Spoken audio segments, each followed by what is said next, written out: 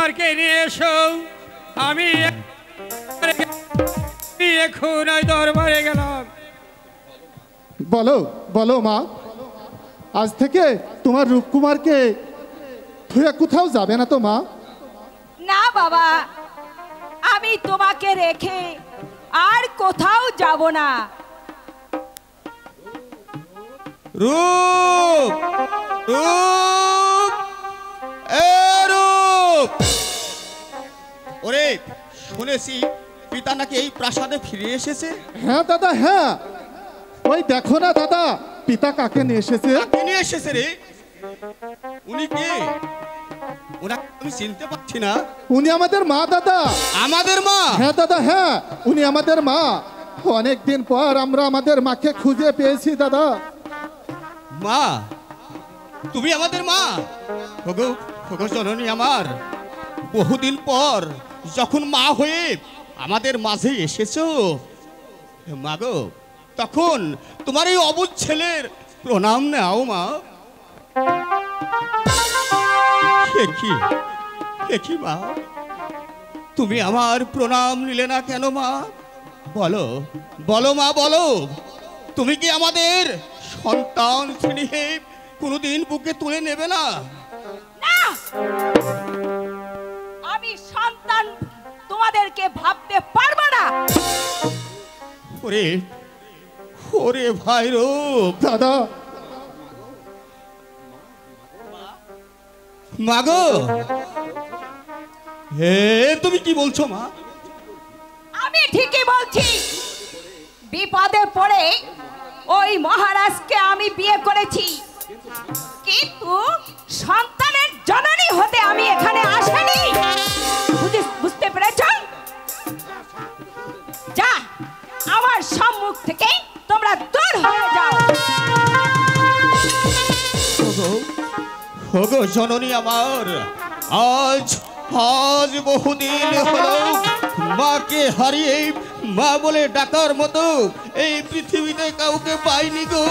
তাই আজ যখন তুমি মা হয়ে আমাদের মাঝে এসেছো, তখন অবহেলায় আমাদের দুটি ভাইকে দাদা, তুমি দূরে সরিয়ে দিও না গো।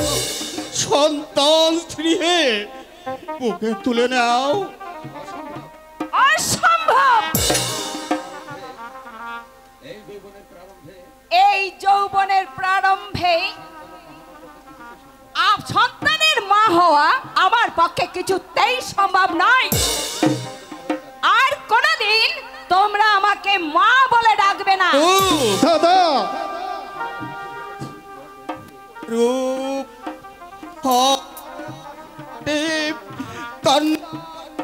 বয়ে দিতে হয়তো হয়তো এই নারী মা হয়ে আমাদের মাঝে। তুমি তুমি ঠিকই বলেছো দাদা, তুমি ঠিকই বলেছো। হাই হাই ভাই, আই যে নারী সন্তানের বেদনা বোঝে না, তাকে যে মা বলে ডাকাও বাপরে, তাকে মা বলে ডাকাও বাপ। তুমি ঠিকই বলেছো দাদা। তাই তাই চলো দাদা, আমরা এখন পিতার কাছে ফিরে যাই। চল চল রে রূপ, তাই চল। যাওয়ার আগে তোমাকে বলে যাই, শোনো শোনো নারী, আমার পিতা যখন অগ্নি সূর্য সাক্ষী রেখে তোমাকে বিয়ে করে এনেছে, তুমি অস্বীকার করলেও আমরা জানি তুমি আমাদের মা। তাই আমাদের প্রণাম সাদরে গ্রহণ না করলেও মাগো, দূর থেকে জানিয়ে যাচ্ছি আমাদের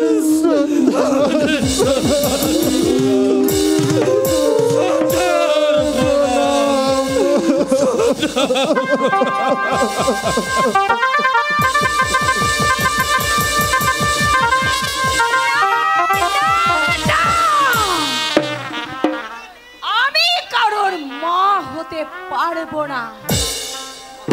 আমি বিপদে পড়ে মহারানী! ওই মহারাজকে বিয়ে করলেও আমি কারোর মা হবার জন্য এখানে আসিনি। হ্যালো মহারানী! মহারানী, সেনাপতি মশাই কারাকক্ষ থেকে আপনার নিকট একটা পত্র পাঠিয়ে পাঠিয়েছে।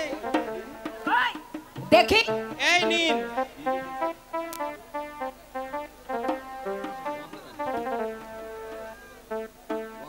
মহারানী, শুনেছি আজ আপনি মহারাজ আনন্দ পালের স্ত্রী। হয়তো আমার অন্যায়ের জন্যে আপনি নিরুপায় হয়ে ওই বৃদ্ধ রাজাকে বিয়ে করতে আপনি সম্মতি হয়েছেন। এদিকে মহারাজের কৃপাণের অবশ্যই আপনার প্রাণ যাবে। তাই আপনার নিকট আমার অনুরোধ, আপনি যদি আমার প্রাণ ভিক্ষা করতে পারেন তাহলে চিরজীবন আপনার হুকুমের গোলাম হয়ে থাকব। ইতি সেনাপতি বিড়াল সেন। ঠিক আছে, ঠিক আছে বিড়াল সেন, আমি তোমাকে মরতে দেব না। আমার বাসনা পূর্ণ করতে হলে তোমাকে যে আমার বড্ড প্রয়োজন, তাই আমার প্রয়োজনে আমি তোমাকে মৃত্যুর হাত থেকে রক্ষা করব, রক্ষা করব।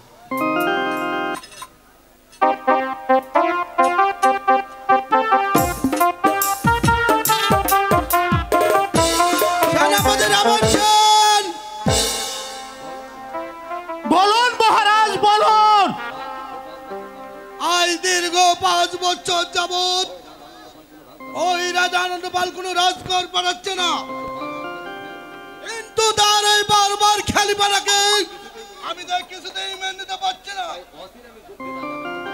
তাই ওয়াসির আমি যুদ্ধ ওই রাজা আনন্দ পালকে তাকে পরাজিত করে ওই উদয়পুরে আমি নতুন রাজা প্রতিষ্ঠিত করতে চাই।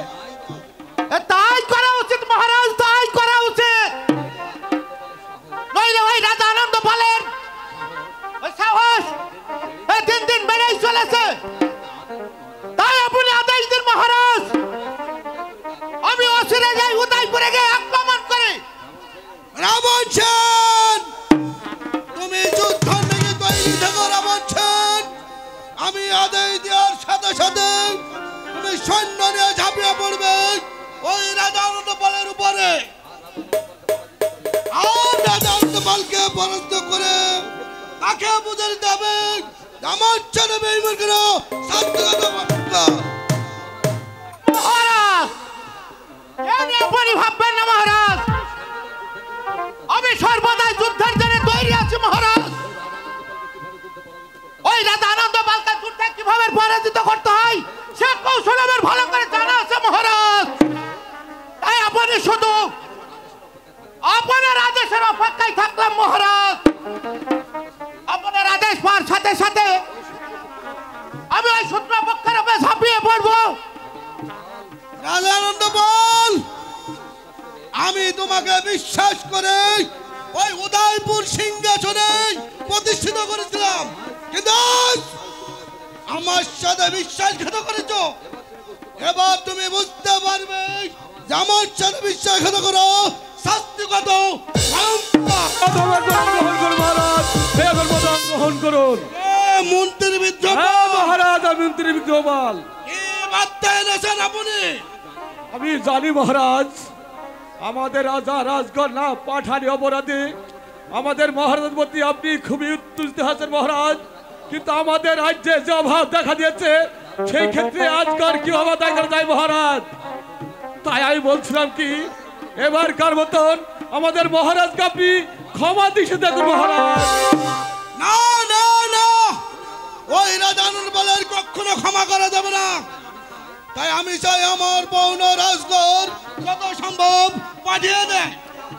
মহারাজ, রোজারা যেভাবে অভাবে তারা না খেয়ে মরতে বসেছে, সেই ক্ষেত্রে কিভাবে রাজগর আদায় করা যায় মহারাজ?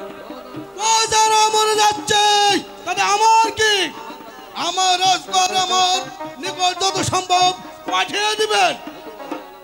নয়তো বা ওই রাজা আনন্দ পালকে ওই সিংহাসন থেকে টেনে নামে আমি নতুন রাজা প্রতিষ্ঠা করবো ওই উদয়পুর সিংহাসনে।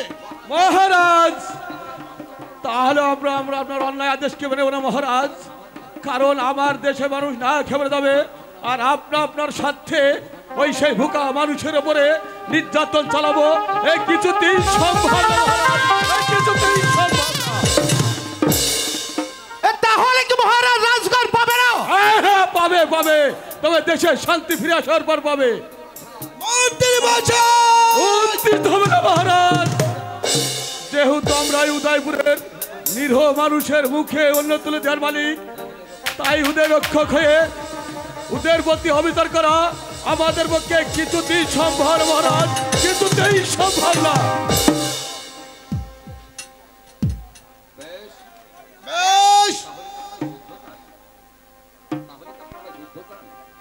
তাহলে কি আপনারা যুদ্ধ চান? মহারাজ, যদি আপনি অন্যায়ভাবে যুদ্ধ ঘোষণা করেন তাহলে আমরাও যুদ্ধ করতে বাধ্য থাকবো মহারাজ, তবু আপনার এই অন্যায় আদেশকে কিছুতেই মেনে নেব না মহারাজ, কিছুতেই মেনে নেব না।